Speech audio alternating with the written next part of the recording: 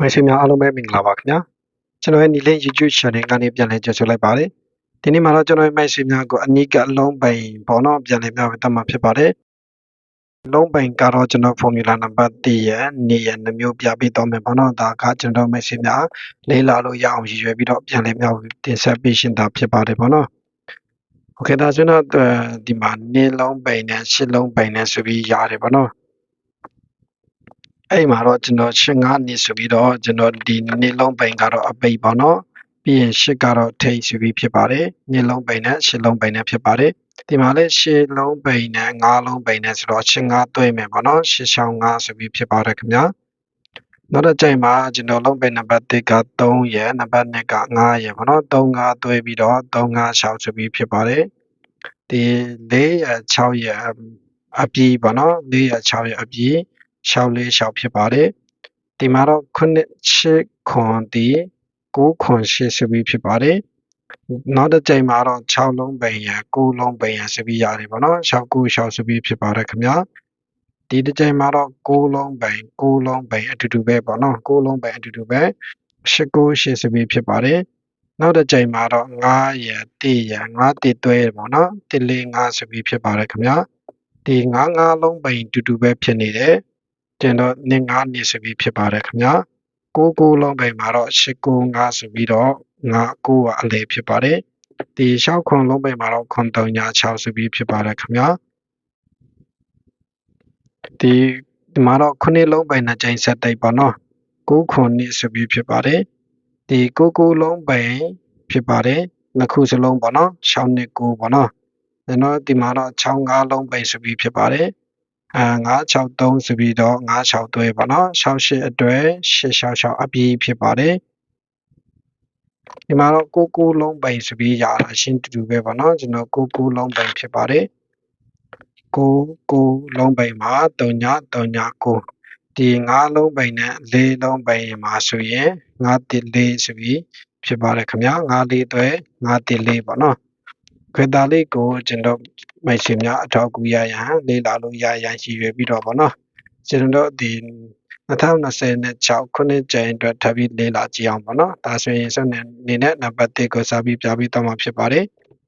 ဒါလေးကတော့ကျွန်တော်လုံးပိန်ကြီးနံပါတ်1ဖြစ်ပါတယ်နံပါတ်1ကဒီ666ကနေ3939ကိုပြပြီးတော့မယ်ပေါ့နော်ကျွန်တော်ဒီအပေါ်ဟာဒီကိုတော့ကျွန်တော်မပြတော့ဘူးကျွန်တော်မိုက်ရှင်များမိမိတော့ပါလာပြန်ပြီးစစ်ကြည့်ပေါ့နော်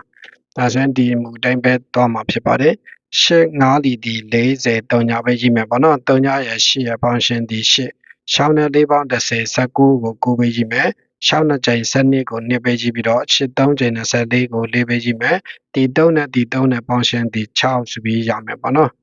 အဲဆိုတော့ကျွန်တော်8ရ2ရပေါင်းရင်10ပေါ့နော်8နဲ့2ပေါင်း10 4နဲ့6ပေါင်းရှင်း10 3ညရ9ရပေါင်းရှင်းတာ9ဆိုတဲ့အတွက်9လုံးပိန်ဖြစ်ပါတယ်9ဒီ3ည3ည9ဆိုပြီးတော့ဖြစ်ပါတယ်ခင်ဗျာ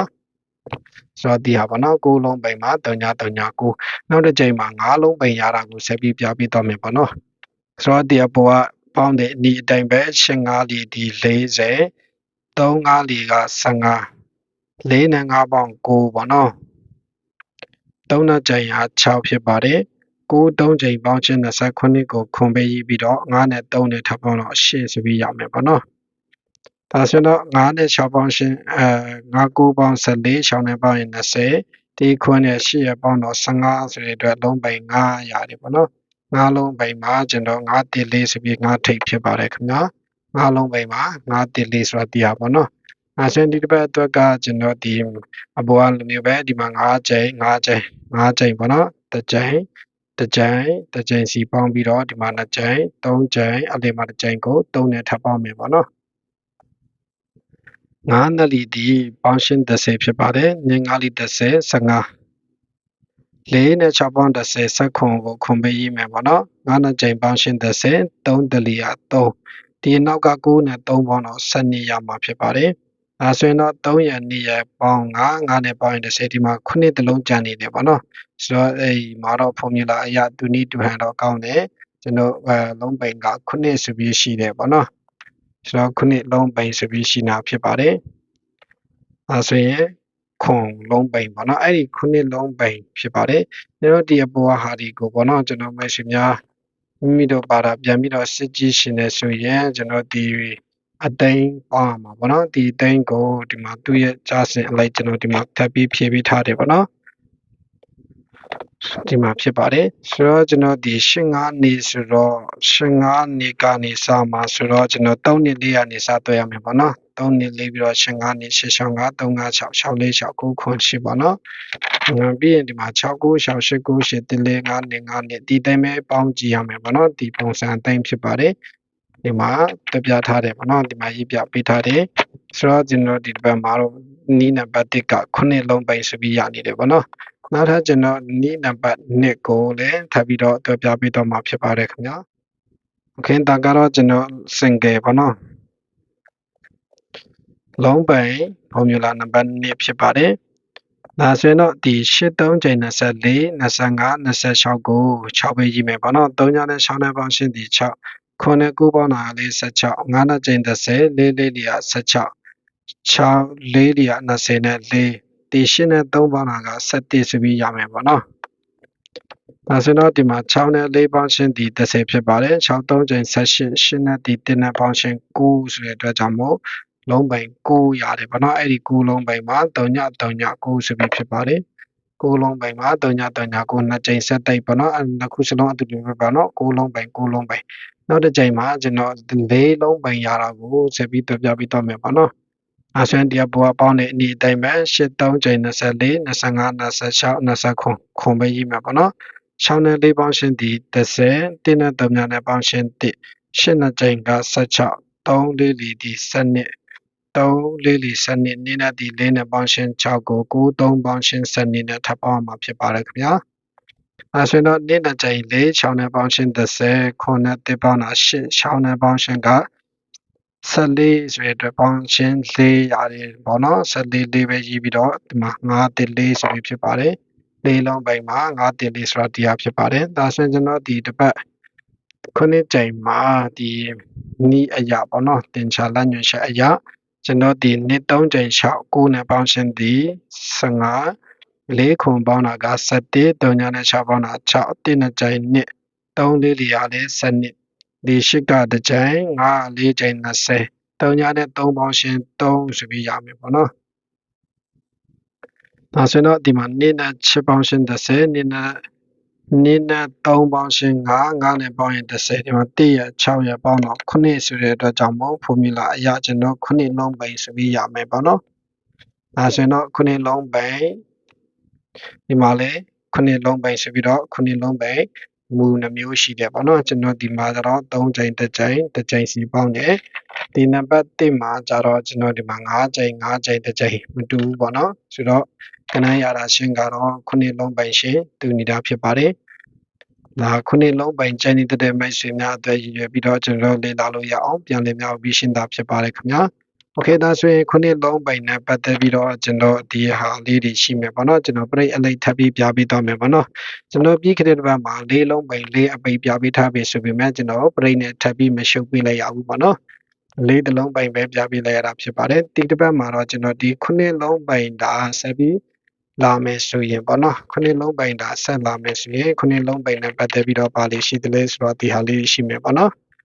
ဒါ9လုံးပိုင်နဲ့ပတ်သက်ပြီးတော့9အပါပေါ့နော်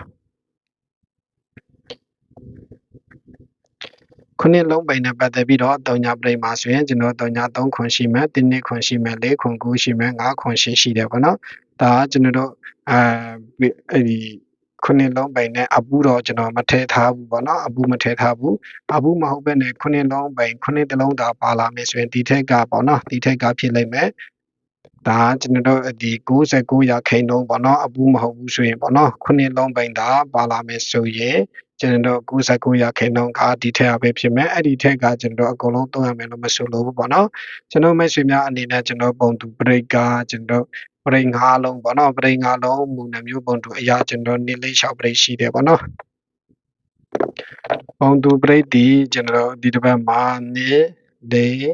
6ဆိုပြီးရှိတယ်လုံးပိန်ပရိအားနေမှာတော့ကျွန်တော်9 8 9ပရိပဲကြံမယ်ပေါ့နော်ပရိအားနေနည်းဒီပြင်လိုက်ရင်9 8 9ပရိကြံတယ်တို့ကျွန်တော်အဲ့ဒီပရိ9လုံးမှုနှမျိုးအရာကျွန်တော်နည်းလေး6ပရိကိုသုံးမယ်ဆိုရင်ပေါ့နော်အကယ်၍အဲ့ဒီမှာမက်ဆီတို့ကနည်းပရိကြိုက်မယ်ဆိုရင်တော့ဒီ4ခုပဲရှိမယ်ပေါ့နော်ဒါလေးကိုကျွန်တော်မက်ဆီများမိပြီးတော့ကြိုက်နေတဲ့ကီးနဲ့ထပ်သွင်းလိုက်လည်းရတယ်ပေါ့နော်အဲ့ဒီ9လုံးပိုင်ကိုကျွန်တော်တို့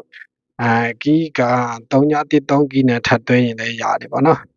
3-3ကီးရှိတယ်ပေါ့နော်ပြီးရင်ကျွန်တော်4-5ခွန်ကီးဆိုတာဒီလည်းရှိသေးတယ်ပေါ့နော်ဆိုတော့အဲ့မှာ4-5ခွန်မှာ9လုံးယူပြီးတော့9ကို3-3နဲ့တွင်းရင်လည်းပို့ပြီးအဆင်ပြေသွားမယ်ပေါ့နော်9လုံးပိုင်နဲ့ပတ်သက်ပြီးတော့9လုံးတာပါလာမယ်အပူမဟုတ်ဘူးဆိုရင်ဒီထက်က99%ဖြစ်ပါတယ်ပေါ့နော်โอเคဒါဆိုရင်ကျွန်တော်ဒီမှာကီးအနေနဲ့ပေါ့နော်3-3ကီးရဲ့4-5ခွန်ကီးရဲ့ညီလိုက်ပြီးတော့ကျွန်တော်ဒီမှာပရိနဲ့ကိန်းကြီးတာ2-6ပရိပဲသုံးမယ်ဆိုရင်ပေါ့နော်ကျွန်တော်အဲ့မှာဆိုရင်ကျွန်တော်ကြိုက်တာဆိုရင်ပေါ့နော်အဲ့ဒီ2-3ခွန်အားရမယ်ပေါ့နော်2ပရိ2-3ခွန်အားမယ်ပြီးရင်6ပရိမှာတော့1ခွန်8အားမယ်ပေါ့နော်ဒီနှစ်ခုပဲရှိမယ်ပေါ့နော်ဒါဒီ2-6ပရိကိုမှကျွန်တော်ဒီ4ခွက်ပြီးရင်ဒီမှာ4ခုဒီ4ခု12ခွက်ထက်ကကျွန်တော်ဒီနှစ်ခုကိုအားမယ်ပေါ့နော်ကျန်တဲ့ဟာကမိမိတို့တဘောပေါ့နော်အဲ့ဒီမှာကျွန်တော်တို့ပေါင်းရှင်းအတန်နေနဲ့ထပ်ညီလို့ရမယ်ပေါင်းရှင်းအတန်ပဲတူတယ်ပေါ့နော်သို့မဟုတ်3ရပ်တူတယ်ကျွန်တော်နှလုံးပေါင်းရှင်းသို့မဟုတ်3လုံးပေါင်းရှင်းအနေနဲ့9ခွန်8ဆိုပြီးရှိမယ်ပေါ့နော်9ခွန်8ဖြစ်ပါတယ်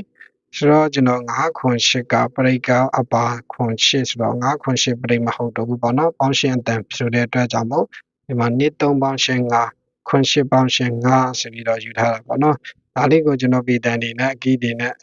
မရှိတော့အနန္တလုံးပေါင်းချင်းပရိတွေနဲ့ညီလိုက်ရင်လည်းဆင်ပြေသွားမယ်ပေါ့နော်ဒါတော့ကျွန်တော်လမ်းညွှန်ချက်အရာဒါလေးကိုမရှိများရွေးချယ်လို့ရအောင်အကုန်လုံးပြပေးရှင်းတာဖြစ်ပါတယ်โอเคဒါတော့ကျွန်တော်ဟိုအရာပေါ့နော်ဆက်ပြီးမပြရတော့ကျွန်တော်စောင့်ကြည့်အောင်ပဲရှိတာပေါ့နော်ဒါတော့တင်ချာလမ်းညွှန်ချက်အရာဒီခုနှစ်လုံးပိုင်နဲ့ပတ်သက်မယ်ဆိုရင်ဒီဟာလေးတွေရှိတယ်ဆိုတာလေးပြပေးရှင်းဖြစ်ပါတယ်โอเคကျွန်တော်ရဲ့ဗီဒီယိုကိုလည်းအဆုံးထိကြည့်ရှုအားပေးခဲ့ကြတဲ့ကျွန်တော်ရဲ့မိတ်ဆွေတို့တယောက်ချင်းစီကိုလည်းကျေးဇူးများတင်ပါတယ်